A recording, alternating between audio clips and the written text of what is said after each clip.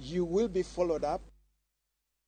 Duond bura mar UDA osingo timo yiero mag kor gwenge e yo ma huyanga e chenro machakore e giko dweni. Jagoro mar UDA Cleophas Malala owacho ni gikore ne tielo mokwongo mar yiero mabiro timore tarik 26 dweni, kowacho ni odhi timore maber. Malala omedo ni gidhi chwalo yiero gi mag kor gwenge e yor lony manyasani mar neno ni obedo gi ler, komedo ni time e yor mbui en okang' maduong' mar demokrasia mar yiero. Okwayo jogo mamanyo lemo mopogore mondo tigi kinde welo mar usore ne jopiny. Kamano bende okwayo jopiny omed ndikore kaka jokanyo mag duond burano mowacho ni orwako ji duto. Nyaka sani giwacho ni gisechugo komiti mabiro winjo ng'ur mag yiero kaponi biro bedo.